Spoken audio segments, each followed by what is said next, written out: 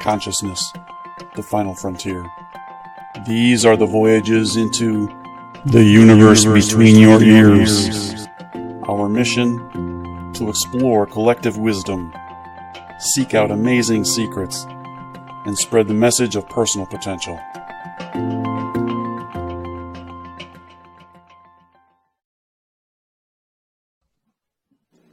Hello, everyone.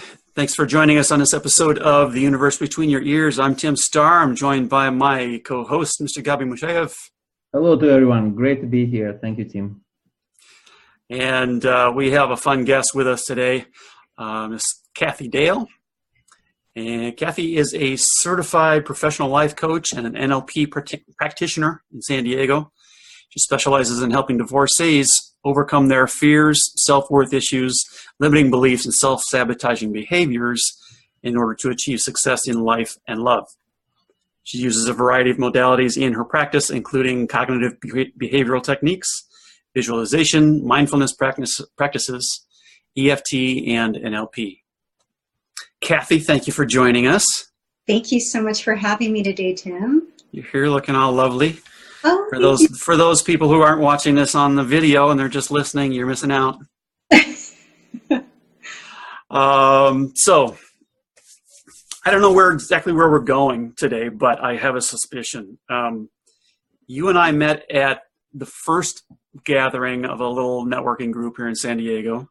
yeah. And that meeting went, I don't know, 2.5 hours, something like that. It did. And we had a conversation that started in the parking lot afterwards and went for at least that long afterwards. Oh, and it could have gone an additional. Oh my God, it was so much fun. It really was. And we just got all deep into the whole law of attraction ideas and all of these things. And so it's taken until now to twist your arm and get you to come on the show and grace us with your smile. So welcome again. We're just going to go wherever we go, but let's start off talking about your particular niche, I think, in coaching, because I think that's kind of interesting. Oh, thank you. And maybe how, let's just start there and talk a little bit about how you ended up dealing with divorcees in particular, and Sure. we'll just go from there. Okay, that sounds good. Well, it's kind of a twofold story. Back in 2013, I went through a pretty traumatic divorce myself. And at that time, it actually took me a couple years before I really found the real catalyst to get me going on my new journey, which happened to be law of attraction. It really started there, but I was in this really dark place for quite a while after my divorce. I felt lost. I felt stuck. I didn't know what I was doing. I was kind of floating around in this pond, and I was waiting for some forward momentum to happen, and it wasn't happening. I was stuck. I was depressed, and I really knew that at that point I really wanted to move on, but the self-help books weren't helping. Therapy wasn't helping. I tried all of these traditional means for that. And the catalyst really happened in 2015 when a friend of mine introduced me to the movie The Secret and the principles of the law of attraction. And at that point, it really resonated with me that, your thoughts create your reality.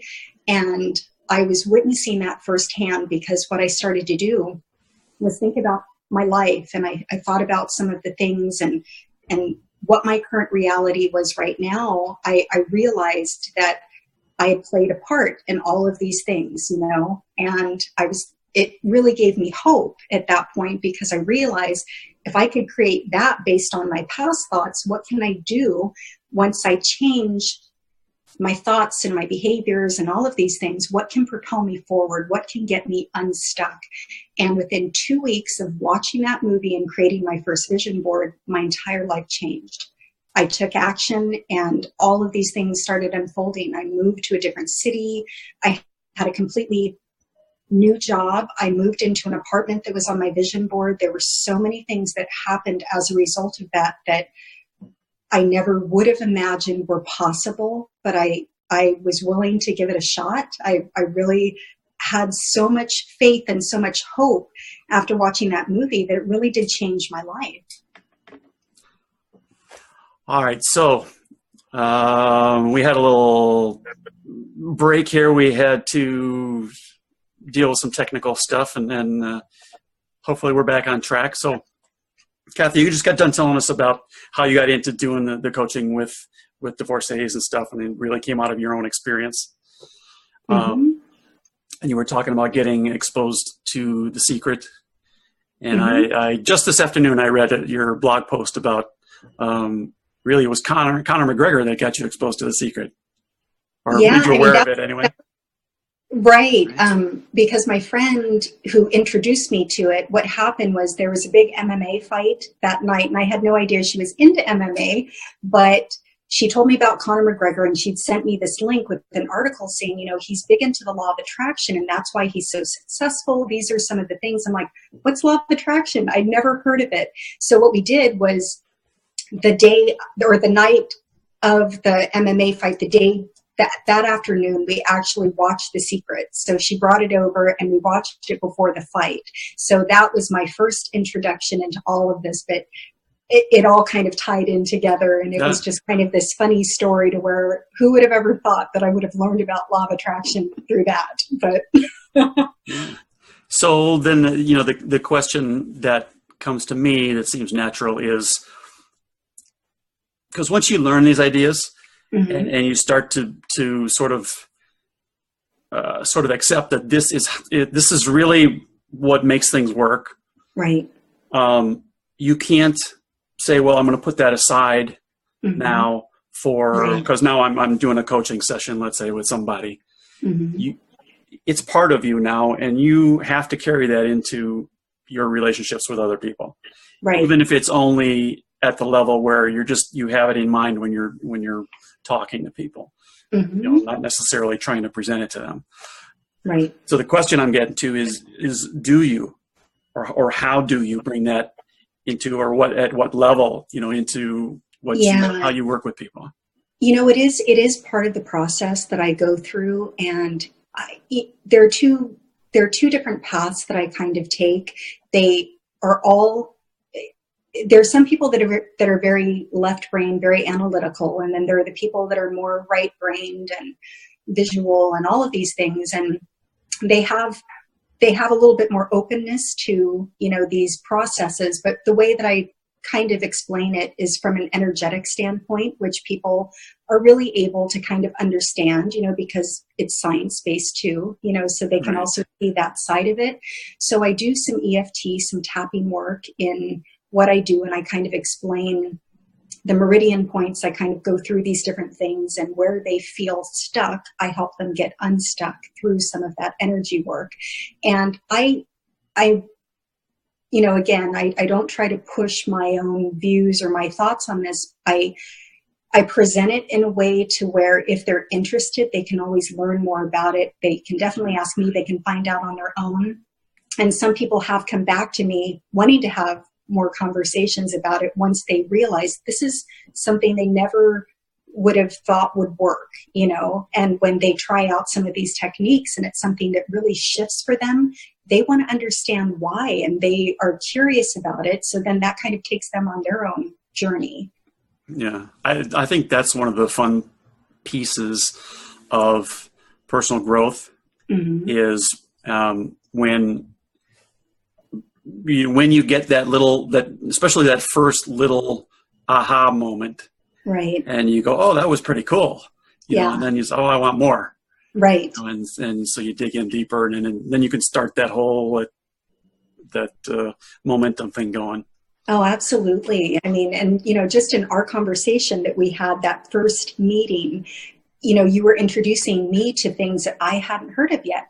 Pam Grout, that was one thing. That was one book I'd never heard of, and it's fabulous, but it was something that I'd never heard of. And so you just keep getting these little connections, and you start to see patterns. I mean, everything's basically connected at some level, but until you really start getting into this, you don't see that. Yeah. And so that's kind of the exciting part. And each person that you meet is a part of that tapestry, which to me is fascinating. And so I always like seeing, what you're attracting into your life, what type of energy you're putting out there, the people that are starting to gravitate towards you in your inner circle. And it's really a beautiful thing.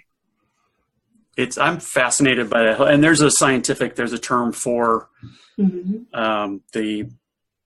that recognition that we have, or the consciousness or the awareness of only certain things until something else makes its way in. It's like, I've never seen a red, Porsche Spider, 911, whatever, until I go and buy one, and now they're everywhere. Yeah, exactly. You think you're buying a unique car and you're cool, and then you find out everybody and his brother's got one. Where do they come from? Right.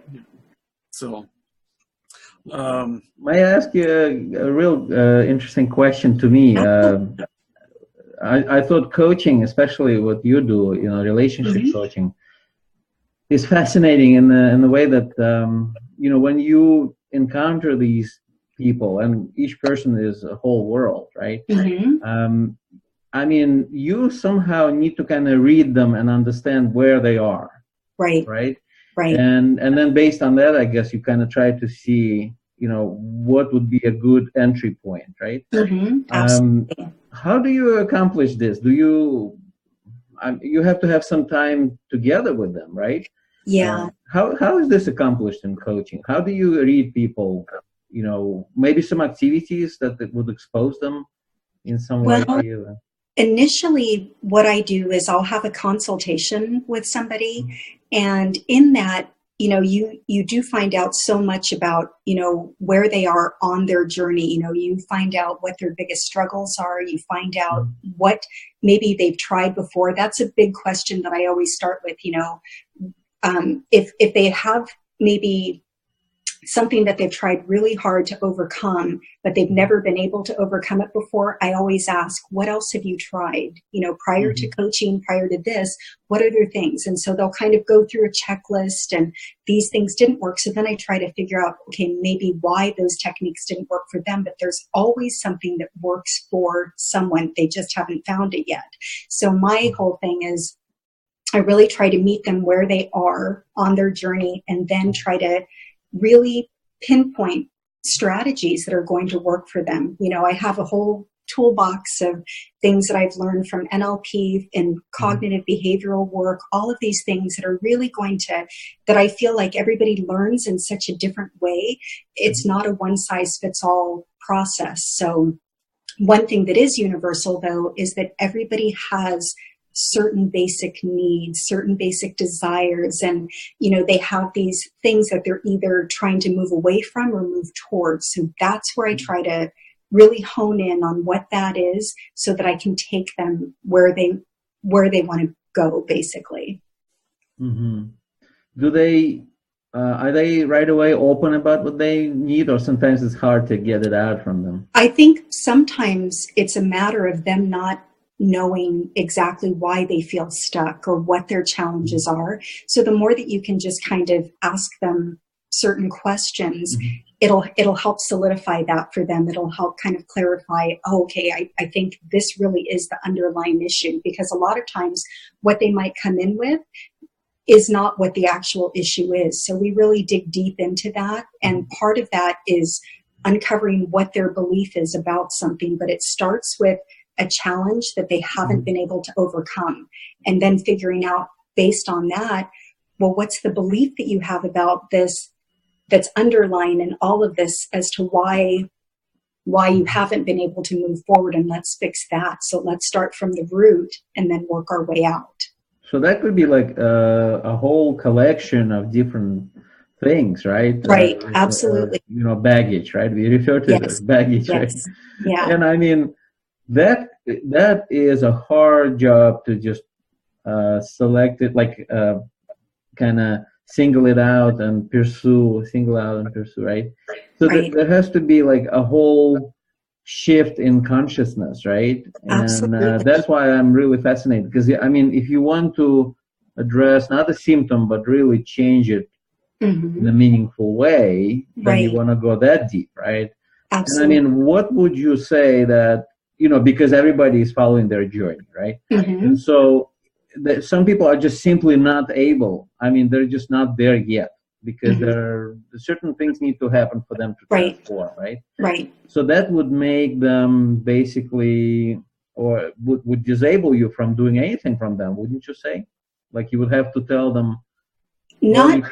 Well, and there have been instances where if I know that someone isn't at that point to where they're really ready to move forward, or if they're having a lot of these internal dialogues that are preventing them from, if their language is a certain way, there are certain ways that I can try to see if they are coachable, if that is something that they're ready for or not. And if they're not, I never push that. I offer them resources that I believe might help them. But again, it's one of those things where if there's so much resistance, there are going to be points where you don't want to put yourself in that position either. For me as a coach, I would never want to force somebody to try to change when they're not ready. Everybody is ready at a different point, and not everything. Coaching isn't going to work for everybody. Sometimes, therapy might be the best course of action for that person. So I would try to refer them to somebody that can help them, or I would try to give them other materials that may be more like what they're ready for at that point in time. So for me, I want to see the people that at least come to me walk away with something. I don't want to just, leave them feeling the same as when they came to me or more frustrated. I want to give them some sort of referral or something that I feel might help them. And if it's not me, that's fine. But I'd like to help them in some way. Yeah, there's a big chance that just because they are were researching about this option, that they're already kind of on the right path, right? Right, exactly. That they're all kind of opening up to this, right? Yeah. What do you see when you meet them for the first time? You probably ask them, how did you hear about me, and what do you think about coaching in general, and whatever. Right? How do people stumble upon this and then try to pursue it, and how does that happen usually in your experience? What would you say? Well, it's happened in different ways. I mean, some of these have been referrals for me. Some of them have come from LinkedIn. Some of them have just come from other networking people that I've networked with, that we may have a similar audience, one person fills one need, I might be able to fill another, so we can kind of, cross refer. But a lot of times it's just through searches. People are searching for a solution to whatever their I was hoping to say the law of attraction worked. Yeah, well, it always works. It does. It'll guide them to me if I'm the right person, the right fit for them, and if I'm not, then it won't. So there may be another solution that is better for that person at the time. So, yeah, I mean, I don't have an answer for that one, but I think that people are going to a lot of times start off, by asking their friends, by asking, or by looking on the internet for solutions to their problems. I did that myself when I was looking for, answers to things. I would do some research, and I kind of get connected to different people, and, once I found The Secret and personal development, it opened up all of these new doors for me. The first year that I really got into this, one person would lead to another person in personal development, and I just kept expanding my resources, and it just never stopped. I mean, I'm still just as passionate today as I was 3 years ago. So, I want to ask a sort of a parallel question. I'm curious about, and I'm going to preface this with something, and when I've done this in the past, like every time, my assumption is wrong, but I'll make an assumption anyway. So my expectation here would be that the people who are coming to you for coaching, well, the question, okay, I guess it's two questions. One question is this sort of last resort feeling for them? Is it like, I've tried everything else and let me see if coaching will do it? And then the assumption I'm making is that those who have already experienced coaching in their lives in some area probably are coming earlier in their search than people who have not, and then they're resisting having to pay somebody to tell them, Right. Well, wear a different pair of pants when you go out to date, Yeah. From my personal experience, based on the clients that I've worked with, I haven't had a single client come to me who's had coaching before. So that hasn't been part of their experience. They've tried therapy, they've tried self-help books, they've tried all of these other hypnosis. I mean, all of these other things that haven't worked for them. So now they're giving coaching a try. So maybe it is one of those things where process of elimination, this hasn't worked, but the general consensus of the clients that I have is that they're optimistic. They want to move forward. They know that I think they have that understanding about coaching, is that it's not about examining your past. It's about really moving you towards a different possibilities for the future. So I think for them, they're moving away from the pain and they're moving towards, what's possible for them. What can I create for myself through coaching? So all of my clients have not had coaching before. That's interesting. But I also, what you were just saying, to me, coaching is solution based. Mm-hmm. It's the GPS analogy. Doesn't matter how you got to where you're at. Right. Let's focus on where you want to go and let's fix whatever's keeping you from getting there. Right. And move forward. And it doesn't have to be like a mindset, right? It doesn't have to be just consciousness or attitude, right? It could be. Could it be like? I remember we had this interesting interview with the sex coach, right? And a wife revealed that she was really turned off by some attribute. I don't forget what that is. I remember what that was. Nasal hair. Oh, nasal hair. Yeah. And he had no idea, and she never ever talked about that. So they went on like this for years, and coaching revealed that. And it wasn't a big deal, I thought, to take care of it. And it was a major thing that they overcame, by just talking about it. Oh my gosh. Yeah. But that was a communication issue. Yeah. Right. Yeah. And which is the thing that I'm seeing so much in all these conversations that we have, no matter who we're talking to, whether they're coaches or actual like traditional therapists or just lay people who've been through whatever their experience was. Communication or lack of is so often the crux of the problem, right? And the problem I see layered on top of that is that if your communication is not very good, it's one thing to be made aware of it. Okay, yeah, well, you need better communication between the two of you, or you and your employees, or whatever it is. Right. But if you've dug yourself this hole, how do you dig yourself out of that? And sometimes it's, or I don't know what I'm asking, but I want to go to, sometimes it seems like there is no way out of that. You can't just start to have better communication and suddenly all the problems that were created are going to be resolved somehow. Well, I think part of it too, like part of the coaching that I do is kind of around that area too, because you're listening to your own self-talk, and then you're also kind of bringing in your dialogue with other people, how, your relationships with, in relationship terms with friends, with family, all of these things, and trying to get an understanding. Like, it's hard to explain, but it's basically where I'm trying to help them become aware of the way that they communicate, the way that everybody has a different language, like the 5 love languages, all of these things, everybody communicates a little bit differently. And so understanding that, becoming aware of that, and it helps to bridge that gap, because if that, just by listening to people talk through, like NLP terms and things like that, you can tell, are they visual, are they audio, are they kinesthetic, and really kind of understanding, and if you want to have better communication, talking to them in a language that they understand.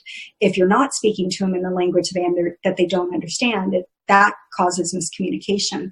But if you can try to bring some understanding into that and work with that, it can improve. I mean, it's not a skill that can't be learned if you have a great enough desire for it. Yeah.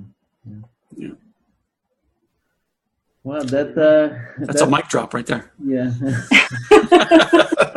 Sorry, I didn't explain that well, but no, that was fine. That was perfect. But your focus is on helping people who went through divorce, right? Yes. Specifically.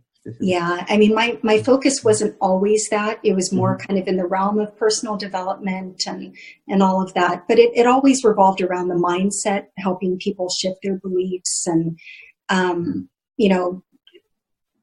understanding their emotions so that they can manage their emotions and all of that, and really looking at the beliefs that are serving them versus the ones that aren't, so that we can move past that.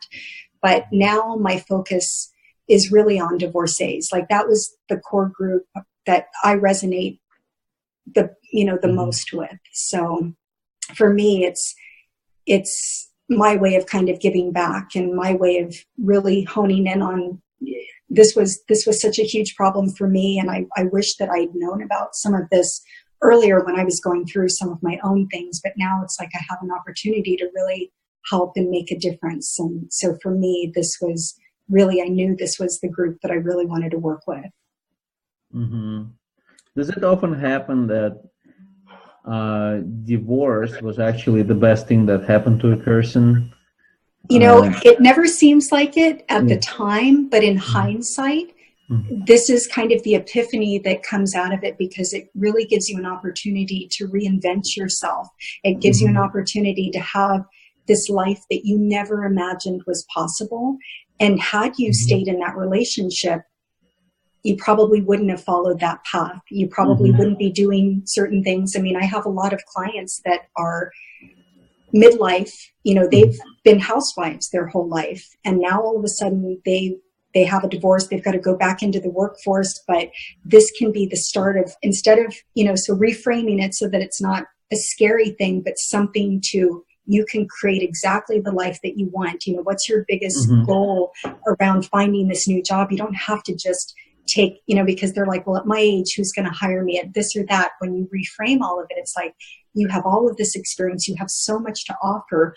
What do you want to do with your life now? This is a new chapter for you. How do you want it to end? Yeah, not many people get excited.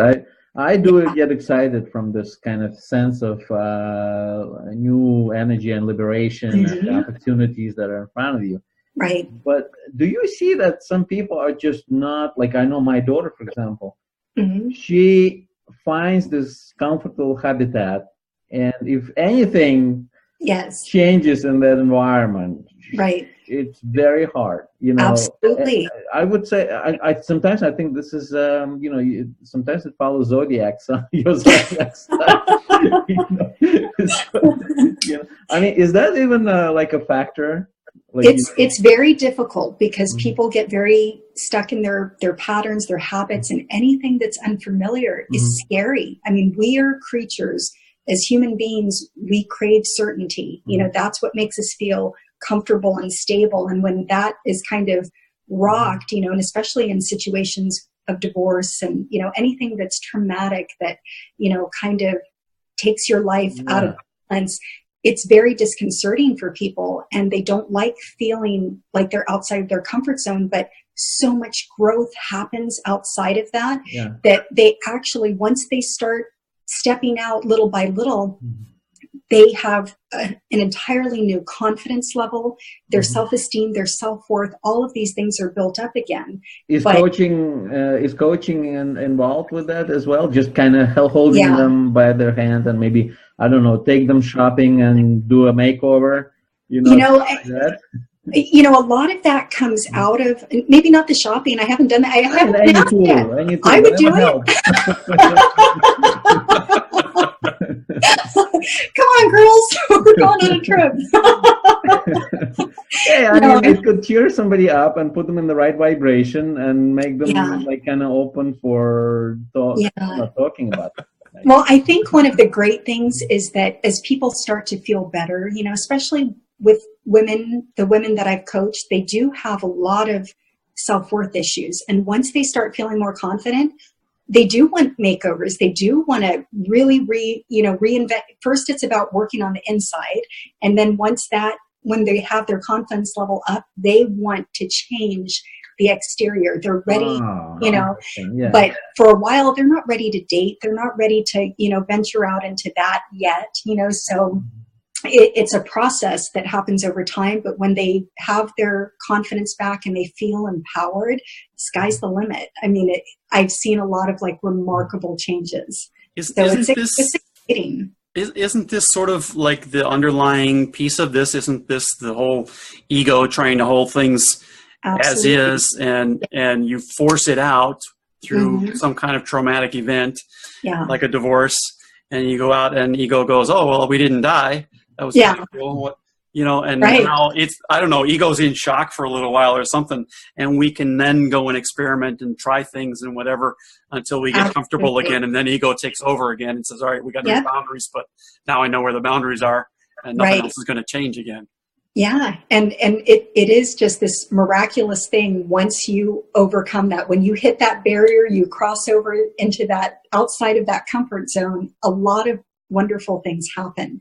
But until they do that, they don't know what's possible. And so, it's a process, and it's hard. It's not easy, and I do ask my clients to do some pretty uncomfortable things, but we start small. We start with small steps because they have to kind of know that they're capable of doing that. They have to want to be able to do some of these things and want to be able to change too. Yeah. It's not something that's the key for all of us, isn't it? That's we're not going to do anything unless we want to. Right. Yeah. But if there's big enough motivation, right. Well, but it makes you want it. Yeah. As a coach, Kathy, when a client, for example, wants to explore online dating, like eHarmony, Match.com, whatever, is that also in your kind of,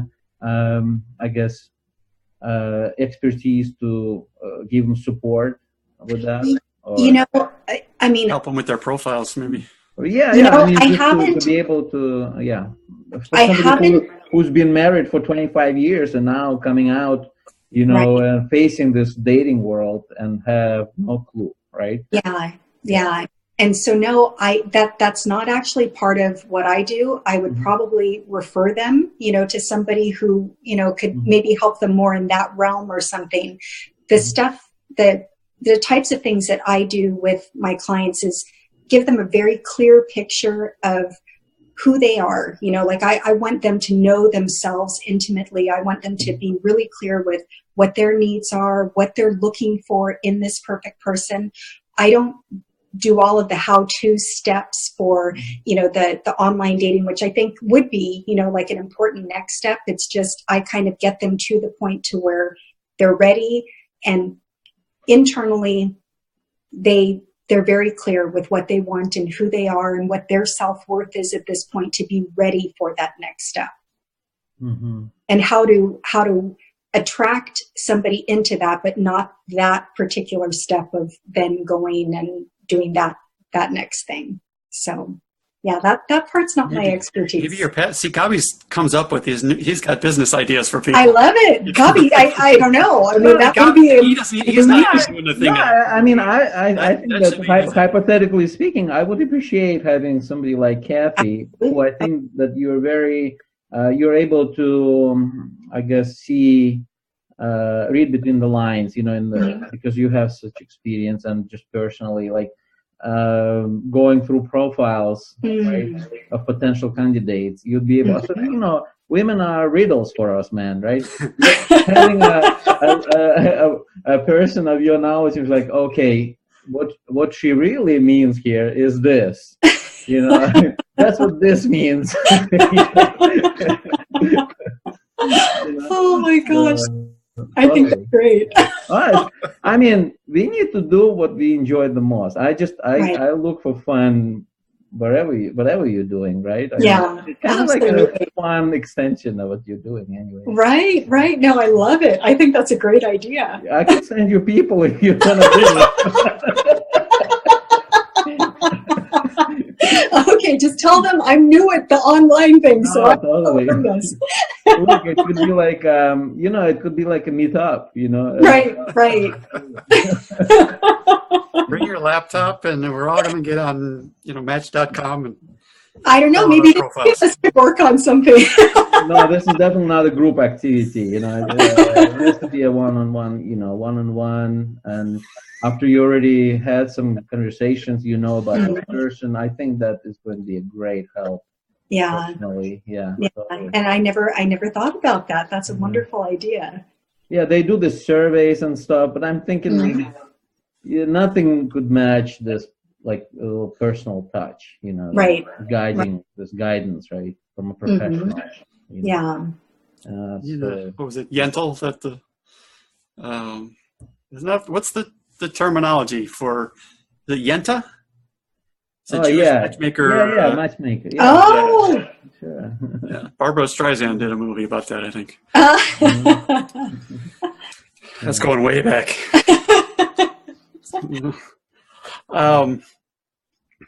There was something I was going to ask you. What was it? Journalists need to know.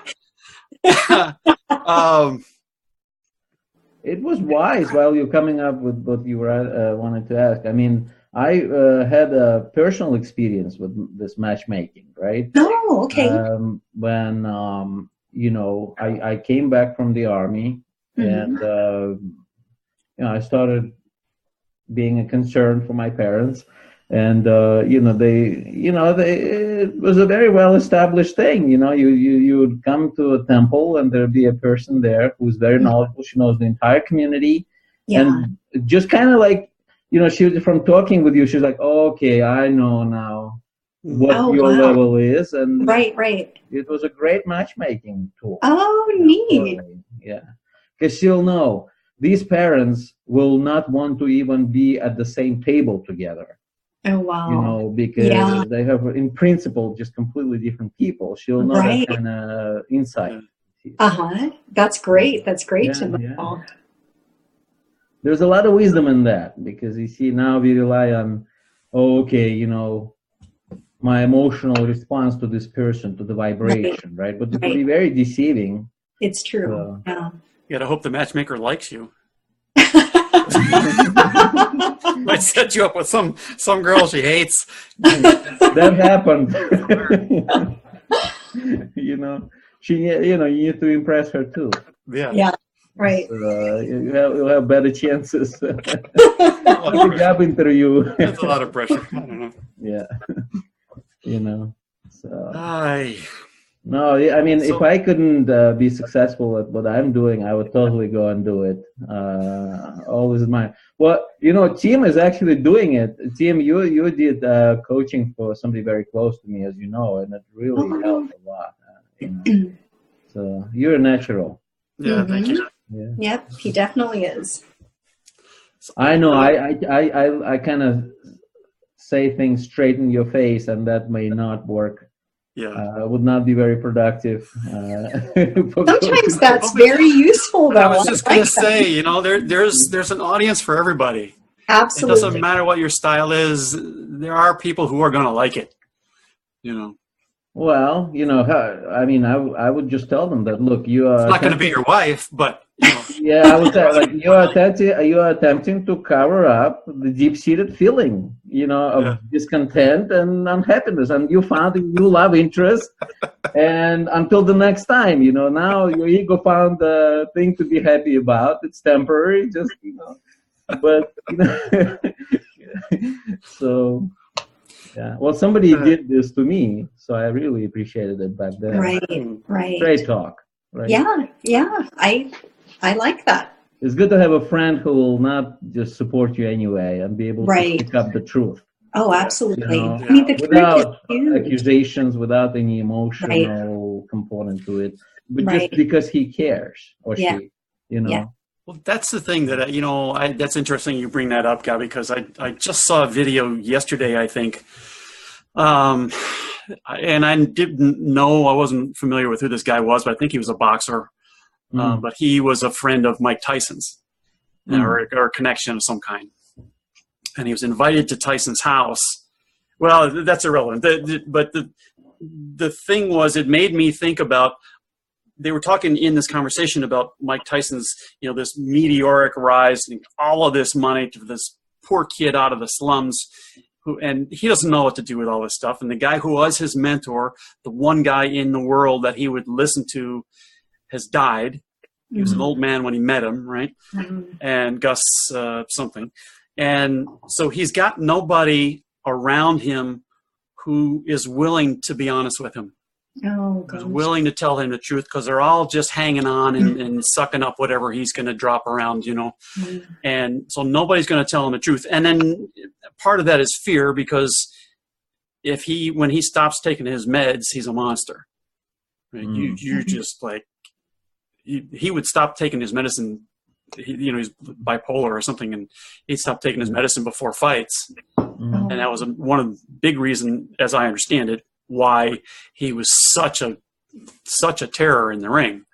Because there just was no fear. It was just all aggression. It was all, but so a little off track, but there was nobody around him. And you see it with a lot of other people who become really successful and make a bunch of money.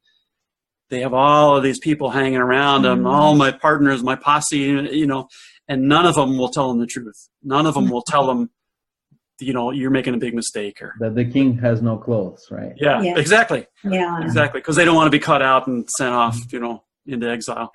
But yeah, wow. Yeah, this kind of thing, collective delusions. We have multiple streams in this society. This going on anyways. Yeah, that's true. That's true. So. And I think, and that's why I do think it's important to have everybody takes things in a different way, and there are going to be people that just want you to tell them exactly like it is. Don't sugarcoat it, don't whatever, just tell me, be 100%, transparent with what I need. That's going to help that group of people. And I think you have to have people that are on all these different, personalities, all these different, ways of helping people. It does help people. Everybody gets helped in a different way. So I think you have a new niche there. Yeah. I just visualize this funny thing. I would wear like all this protective gear and shields and whatever. I should dress this way. Oh, I was about to give you some straight talk. I just want to make sure I don't get punched for it. Have your guard dog by your side. Get him. Actually, one of the biggest, I thought the biggest lessons from this whole thing was when I understood that little point that everybody's got their own timing. So whatever you want to say, right, restrict. You have to understand that people may not be ready, period. And so I just kind of follow my own intuition. If you're in the present, you kind of feel that intuition. The signal will come to you. It's almost going to be inspired. Right. It has to be inspired, cannot be forced. And so if I'm compelled, and because I was present, and I was compelled to make a point to this individual, no second guessing them. I should trust that was my instinct, and they were there to receive this message. Absolutely. And I was there, and it wasn't me. I was just a channel. Right. Through me, they needed to hear it. It wasn't versus this is session number 3. It's time to tell them the news. Exactly. Right. Yeah, they may or may not be ready at session number 3. Yeah. So, but Kathy, how much of a challenge is it? Because you're going to get, law of attraction or not, you're going to get people who have different communication styles. Right. And that doesn't always work for us individually. Right. And sometimes you get somebody whose communication style is just so far removed from how you communicate. what do you do in a situation? You're going to come back and tell me, oh, I never had that. But what do you do when, you run into a situation like that where you're really challenged in how to communicate something to somebody? Do you just find a way to work through it, or you send them to someone else maybe, or what's, I mean, is this somebody that I've been coaching for a while, or somebody that I'm considering taking on as a client, like as an example? Well, go ahead and address both of them. Okay. So if it was somebody new, I think I would again, try to speak their language, try to, really listen to what they're coming to me for, like, what is it, these are the things that I can do. These are the challenges that they have, but let them explain it in their own terms, and then kind of come back with, okay, well, this is how I think I can help you. Does that sound like something that would work for you? And if it doesn't, then they, leave the door open for them to contact me if try to give them a resource if I think there's something that I can do to help them.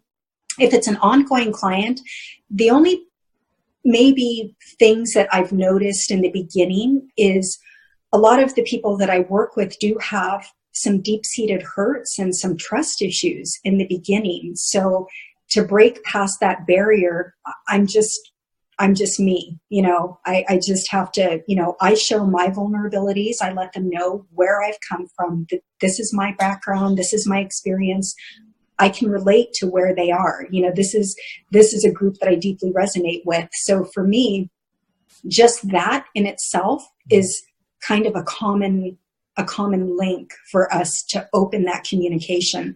And I let them do a majority of the talking. If we're talking about like a first session, I really want to hear what it is that they have to say. What is it that are their biggest pain points? What are their biggest challenges right now? How can I help them? And the way that I do that is by being 100% present and listening to everything that they have to tell me. So how much of their story, the story that's keeping them where they're at, how much of that do you allow them to, how deep do you let them go? Well, we've talked with other people who just said, like, I just don't listen to it.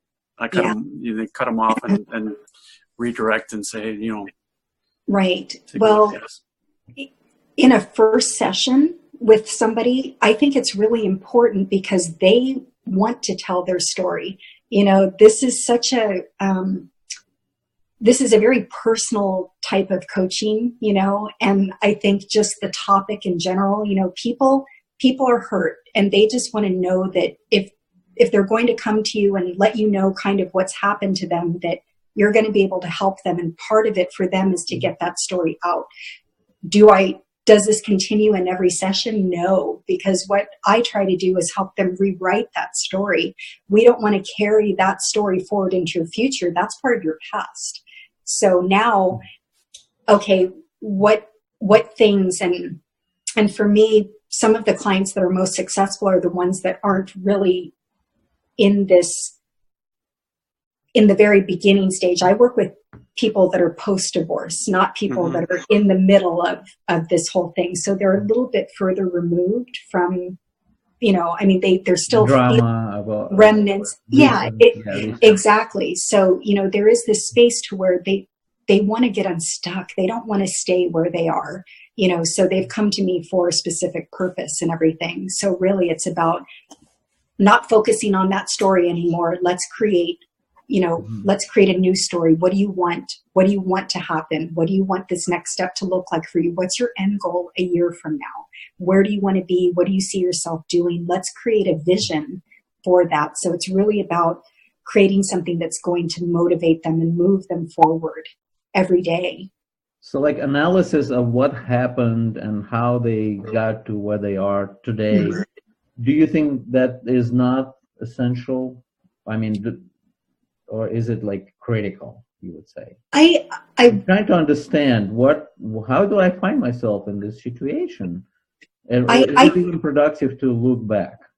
Well, I think that a lot of times people in the situation, like my clients, they're trying to figure out why this happened. They're trying to there's this big overwhelming sense of I need to know what happened, you know, why did this happen, or why am I in this situation? But, you know, so for them, their stories is critical. Yeah. So like I said, in the very first session, they can tell me where they are. And then it actually helps me later to reframe it for them, because what they're stuck in is, this is how they perceived it. This may not be exactly what the reality of the situation was. Then I can turn it, once they start learning about, you know, how their emotions work, how their subconscious mind works, how their belief systems are in place, and what happens, they're able to shift it once we can kind of take those legs out of the belief, all the evidence, we can kind of shake it up and help them reframe it in a different way. So I think their story is a useful part of it to help me move them forward. Right. Yeah. So what I'm hearing is, it sounds like you get a lot of people that are just kind of feeling blindsided by what happened. Yeah. Is that fair, or is that? That is part of it. I mean, that was kind of my experience too, you know, so maybe I'm drawing in certain people that really resonate with my story too. You know, I don't know how all of that works. I would like to think there probably is some sort of connection, but there aren't very many people that I coach that this has been such a long time in the process coming, you know, like it wasn't something to where they've just fallen out of love with their spouse or something like that. There was a pretty big shakeup that happened, and they're just kind of like, what just happened? What's going on? You know, and all of a sudden the life that they envisioned for themselves, you know, they're thinking, okay, this is a person I'm going to be with for the rest of my life. This is what our retirement looks like. You know, they've already had all of this idea of what their future looks like ripped out. And so now what? You know, but then part of it is they're left there going, why? And sometimes there is no answer to that, you know? So, but that's usually the stage where I come in, because they're tired of feeling this way. And maybe there are certain points to where that's what they need to hear. There isn't always a good answer for that, but you know, there is a way to move past this and to have some real transformation. Cool. So I want to hear a favorite success story or two. Oh gosh. People where you had maybe somebody had something happen that even you didn't think was possible, or well, you know, sometimes it's not like these big transformations. I remember one of the biggest things that impacted me was I was actually doing a group coaching session. And one of the ladies, you know, I was really kind of trying to figure out what they wanted, you know, what they wanted moving forward and all of these things. So I was asking them a bunch of pointed questions. And one woman sat there, she was really quiet in the group for a while. And she said, you know what, this is the first time in my life that I've ever thought about what I wanted. My whole life, you know, she'd been married, she'd had 4 children, you know, all of these things. And all of a sudden, nobody had ever asked her. She'd never thought about her own wants ever.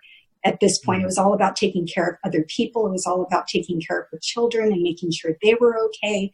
And now it's to a point to where a couple of her children are gone. You know, they're gone to school and out of the house. And pretty soon she's going to be completely by herself. And if she never had asked herself this question, where would she be? So now it gives her an opportunity to.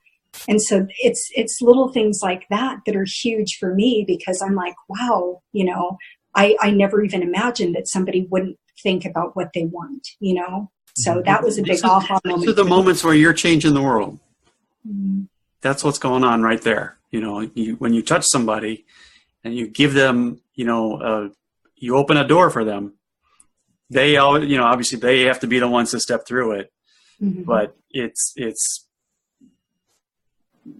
you know, that's the stuff that lets you feel good about what you're doing. You know? Yeah. I mean, that was huge for me. You know, I just thought, oh my gosh, how fortunate am I? I'm so happy that all of these things happen in my life, because I never would have had that moment, you know, and that really impacted me in a big way.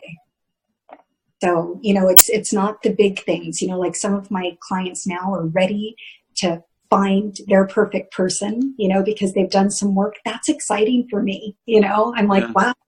And these were people that came into it not thinking they wanted a relationship, they were done, and then to be able to have hope again and to feel like, you know what, I'm worthy of a great partner and all of these things. That's exciting, So it's those type of things to me that are the big things. How often do you have a conversation with somebody where essentially you're saying, you need to work on yourself to become the kind of person who that person you want to attract wants to be with? In every conversation where I'm coaching somebody that wants to find their partner, their perfect partner, that happens in every conversation. So if that's what they're looking for, they have to understand that it's really going to be affected by who they, what they decide to do with themselves. And they have to become that ideal version of themselves. And then that way it's like all of these boxes are checked. They're clear with what they want. They have done the inner work on themselves to where they have the confidence. They're coming into a relationship feeling whole instead of broken, so all of these things are really, really important. And so, that happens for every client that's ready to move on and move forward. Yeah. Not good to go into a new relationship feeling like they're like that person is going to somehow fill a void of some kind, Yeah. And I think that does happen a lot, like after breakups, you have kind of a Band-Aid relationship or something like that. And I don't want that for any of these women. They've been through a lot and they deserve the best, so it's about helping them realize that they're worth it. They've got all of these amazing gifts to offer, and don't settle. It's not about settling anymore. Find out exactly what you want and go for it. Yeah. Seems like a closing statement to me. Gabi, any final questions or? Fascinating. I'm enjoying every minute of this conversation. So many questions. This would be fun. Yeah, so many questions. But general vibration, Kathy, from you. I think that you have this sort of way to relate to people that's rare, and I think this is a privilege. Honestly, I'm enjoying this from the first minutes of introduction. Right, I was like, this is exactly the person who has found her passion and the right vocation, because this is exactly what I would like. I don't need one, but I would like my relationship coach to be like. Absolutely. Oh, thank you so much, Gabi. And it's such a privilege to meet you because, I've seen you in the podcasts. I've watched you and I love your questioning. I love how your mind works and how you go to all of these different places. And I'd love to meet you in person someday. This has been a real privilege, for us to be able to see you face to face. So thank you so much. I appreciate it. Yeah, we're really happy to have you. I'm glad it finally happened. I am too. Thank you, Tim. I twisted your arm a little bit and promised you that you would have fun. And I did. This was a blast. Good. This was so great. Thank you guys so much. Because it came out of the same thing Gabi just said. When I got to talk to you, there's just a warmth and an openness and an approachability to you that really just comes through. And so I knew that having you on the show, and obviously we don't know who it's going to be, if it's going to be 1 or 1,000, but you're going to help somebody just by being here. Oh, thank you so much, Tim. And like I said, we could have carried on that conversation another 2 hours, another 4 hours. We could have just gone on and on, Well, no reason we can't do it sometime. I know. Yeah. We'll have to do this again. Yep. All right. Well, let's give everybody out there the scoop on where they can find you, how to chase you down. Okay. Well, they can find me on Facebook. They can message me. I'm on Conscious Pathways Coaching. That's my They can reach me on Facebook. They can reach me on my website. But yeah, contact me. And if you tell them that you heard this conversation as part of the show, we can jump on a discovery call, or I can give them referrals, whatever they need. Yep. Push comes to shove. If you can't remember any of that, just send us a message and we'll connect you with Kathy. Perfect. All right. Terrific. Thank you. Thank you, Gabi. Thanks, everybody out there. Bye. All the ships at sea. And we'll see you next time. Bye-bye. Hi, this is Tim Starr. Thanks for joining me and Gabi on the universe between your ears. We really appreciate you taking the time to hang out with us for a little while. And we'd like to see you again. So be sure to subscribe wherever it is you're consuming the podcast from, whether it's YouTube or Stitcher or iTunes or whatever the hell else is out there. We want to see you again. We also want to hear from you. So let us know what you think of each episode. Let us know if you got an idea for a future episode that you think would be just killer. Absolutely, let us know. All right? Thanks again, and we will see you next time around. Bye-bye.